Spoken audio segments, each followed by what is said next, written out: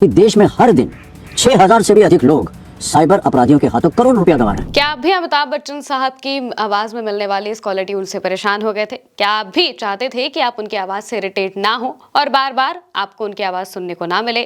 क्या आप भी इमरजेंसी कॉल्स के दौरान इस कॉलर ट्यून से परेशान हो चुके थे? तो आपके लिए खुशखबरी है, अब अमिताभ बच्चन के आवाज वाली ये कॉलर ट्यून बंद हो गई है। लेकिन सवाल यह है कि जब ये कॉल साइबर फ्रॉड को लेकर जागरूकता फैलाने के लिए था तो इसे बंद क्यों किया गया? बताते हैं आपको कि आखिर ऐसा क्यों किया गया है। सबसे पहले बताते हैं कि इसकी शुरुआत कब हुई थी। पहले तो कोविड के टाइम पर अमिताभ बच्चन साहब की आवाज में हमें कोविड-19 से जुड़े गाइडलाइंस को लेकर कॉलर ट्यून सुनने को मिलती थी, लेकिन इसके बाद जब लगातार साइबर क्राइम को लेकर, साइबर फ्रॉड्स को लेकर खबरें सामने आने लगी, लोग साइबर क्राइम की वजह से काफी परेशान होने लगे, वो ठगी का शिकार हो रहे थे। इसको लेकर दिसंबर 2024 में केंद्रीय गृह मंत्रालय के Indian cyber crime coordination centre ने साइबर क्राइम के बढ़ते मामलों को देखते हुए इसे जागरूकता अभियान की शुरुआत की थी। इसमें अमिताभ बच्चन की आवाज में एक 40 सेकंड लंबा मैसेज था। इसमें लोगों को फर्जी कॉल्स, अनजान लिंक्स और ओटीपी शेयर करने के खतरों से आगाह किया जा रहा था। शुरुआत में इस पहल की खूब तारीफ हुई क्योंकि देश में हर दिन हजारों लोग साइबर ठगी का शिकार हो रहे हैं। लेकिन धीरे धीरे ये कॉलर ट्यून लोगों के लिए एक सिरदर्द सी बन गई थी।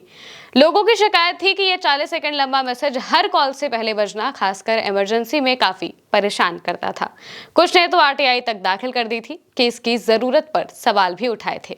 सरकार ने पहले इस कॉलर ट्यून की फ्रीक्वेंसी को दिन में 8 से 10 बार से घटाकर सिर्फ 2 बार किया और अब emergency call, police, ambulance, fire brigade जैसे कॉल्स के दौरान इसे बंद भी कर दिया था, लेकिन अब इसे पूरी तरह से हटा दिया गया है। यानी कि अब किसी भी कॉल से पहले आपको ये कॉलर ट्यून सुनाई नहीं देगी। कुछ महीनों से सोशल मीडिया पर लोग इस कॉलर ट्यून को लेकर नाराजगी जाहिर कर रहे थे। कई यूजर्स ने इसे झुंझलाहट भरा भी बताया था।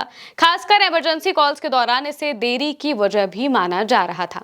इसके अलावा कई रील्स भी बन रही थी, कई पैरोडी भी बन रही थी, कई मीम्स भी बन रहे थे।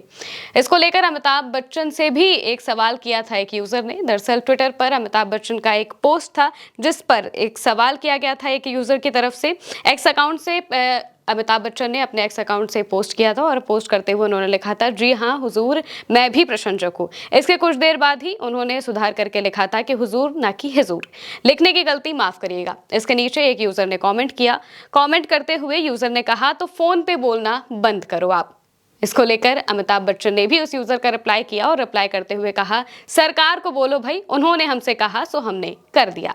यानी कि वो ये कह रहे थे कि सरकार से इसकी शिकायत करिए, हमसे नहीं। उन्होंने हमसे कहा था कॉलर ट्यून रिकॉर्ड करने के लिए, तो वो हमने कर दी। अब आगे के फैसले तो सरकार के ही होते हैं।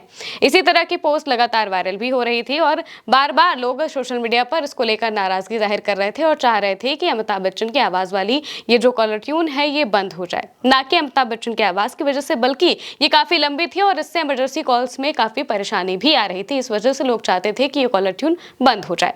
कई लोगों के मन में ये भी सवाल आता है कि कॉलर ट्यून की जरूरत ही क्या है। तो भारत में कॉलर ट्यून को जागरूकता फैलाने के लिए अच्छा माध्यम माना जाता है क्योंकि देश में टेलीफोन यूजर्स सबसे ज्यादा है, उनकी संख्या काफी ज्यादा है, खासकर ग्रामीण इलाकों में जहां पर इंटरनेट और टीवी की पहुंच सीमित हो सकती है। कॉलर ट्यून के जरिए मैसेज आसानी से लोगों तक पहुंच जाता है। हालांकि लंबे समय तक एक ही मैसेज सुनने से लोग परेशान भी हो जाते हैं, जैसा कि कोविड और साइबर क्राइम कॉलर ट्यून के मामले में देखा जा रहा है। भले ही कॉलर ट्यून बंद हो गई हो, लेकिन साइबर क्राइम से बचने के लिए सावधानी अब भी जरूरी है। सरकार ने सलाह दी है कि अगर आप साइबर ठगी का शिकार होते हैं तो तुरंत हेल्पलाइन नंबर 1930 पर कॉल करें या फिर cybercrime.gov.in पर शिकायत दर्ज कराएं। तो अब कॉलर ट्यून से आप परेशान तो नहीं हो पाएंगे, लेकिन अगर आप ठगी का शिकार होते हैं या ऐसा कुछ भी अपने आसपास देखते हैं तो इसकी सूचना जरूर और इसकी शिकायत जरूर दर्ज कराएं। फिलहाल के लिए मेरे साथ इतना ही। आप देखते रहिए उल्टा चश्मा यूसी।